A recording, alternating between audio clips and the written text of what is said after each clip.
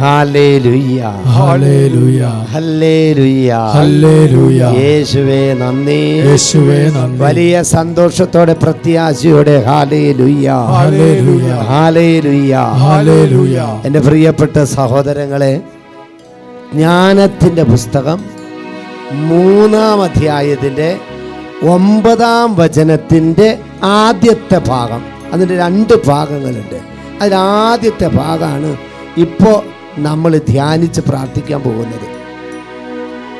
അവിടത്തെ ആശ്രയിക്കുന്നവർ സത്യം ഗ്രഹിക്കും, വിശ്വസ്തർ അവിടുത്തെ സ്നേഹത്തിൽ വസിക്കും. സ്നേഹമുള്ളവരെ, വചനം നമ്മളെ പഠിപ്പിക്കുക, നമ്മൾ സത്യം ഗ്രഹിക്കാൻ സാധ്യമാകുന്നത് അവിടത്തെ ആശ്രയിക്കുമ്പോഴാണ്. യഥാർത്ഥത്തിൽ സത്യം ആരാണ്? യേശുവാണ് സത്യം. ഞാൻ വഴിയും സത്യവും ജീവനുമാകുന്നു. എൻ്റെ പ്രിയപ്പെട്ട സഹോദരങ്ങളെ, സത്യമായ യേശുവിനെ, ദൈവത്തെ നമ്മൾ ജീവിതത്തിൽ ആശ്രയിക്കുമ്പോൾ യഥാർത്ഥത്തിൽ നമ്മൾ ദൈവജ്ഞാനം കൊണ്ട് നിറയും. ദൈവിക അവബോധം നമുക്കുണ്ടാകും. നമുക്ക് യഥാർത്ഥത്തിൽ ജീവിതത്തിൽ യഥാർത്ഥ ഒരു ലക്ഷ്യം, ഒരു ജീവിത ദശ, എൻ്റെ പ്രിയപ്പെട്ട സഹോദരങ്ങളെ, നമുക്കങ്ങോട്ട് തുറന്നു കിട്ടും. അതേപ്പോഴാ സത്യമാകുന്ന ദൈവത്തെ, യേശുവിനെ നമ്മൾ ആശ്രയിക്കുമ്പോഴാണ്. അപ്പം ഇവിടെ കർത്താവിൻ്റെ ഈ ജ്ഞാനം, ഈ ജീവിത ലക്ഷ്യം നമുക്ക് വരുമ്പോൾ ജീവിതത്തിൽ നമ്മൾ ദൈവത്തിൽ ആശ്രയിക്കാൻ തുടങ്ങും. ഇന്നത്തെ ലോകത്തിൻ്റെ ഒരു പ്രശ്നം എന്താ? ഇന്നത്തെ മനുഷ്യരുടെ പ്രത്യേകത എന്താ? ഇതാ നമ്മുടെ സ്വന്തം കഴിവിൽ, നമ്മുടെ പണത്തിൽ, നമ്മുടെ പൊസിഷനിൽ, നമ്മുടെ കുടുംബ മഹിമയിൽ ആശ്രയിച്ച് പോകുന്ന മനുഷ്യരായ നമ്മോട് ഈശോ പറയാ, നിന്നോട് എന്നോടും പറയാ, എന്നിൽ ആശ്രയിക്കുക. എൻ്റെ പ്രിയപ്പെട്ട സഹോദരങ്ങളുടെ വചനം പറയാ, വിശ്വസ്തർ അവിടുത്തെ സ്നേഹത്തിൽ വസിക്കും.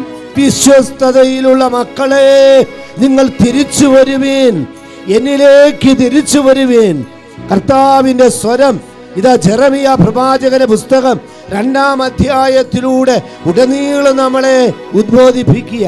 എൻ്റെ പ്രിയപ്പെട്ട സഹോദരങ്ങളെ, ജീവിതത്തിൽ വിശ്വസ്തരാകാം, ദൈവത്തോട് വിശ്വസ്തരാകാം, എൻ്റെ കുടുംബത്തോട് വിശ്വസ്തത, എൻ്റെ ജീവിത പങ്കാളിയോട് വിശ്വസ്തത, എൻ്റെ പൗരോഹിത്യ ജീവിതത്തോട്, എൻ്റെ സന്യാസ ജീവിതത്തോട്, എൻ്റെ യുവത്വ ജീവിതത്തോട്, എൻ്റെ ജോലിയോട്, എൻ്റെ കടമകളോട് ഞാൻ വിശ്വസ്തനായിരിക്കുന്നു, വിശ്വസ്തതയുള്ളവളായിരിക്കുന്നു.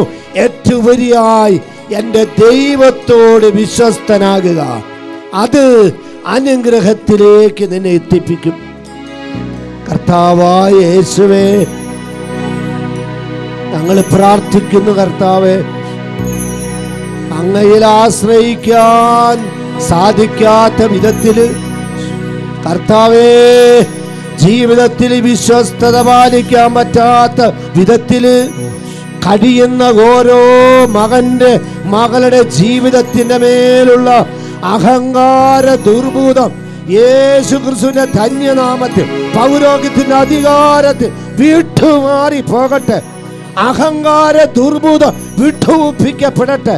ജീവിതത്തിൽ അവിശ്വസ്തതയുടെ ദുരാത്മാക്കൾ വിട്ടൊഴിഞ്ഞു മാറി പോകട്ടെ.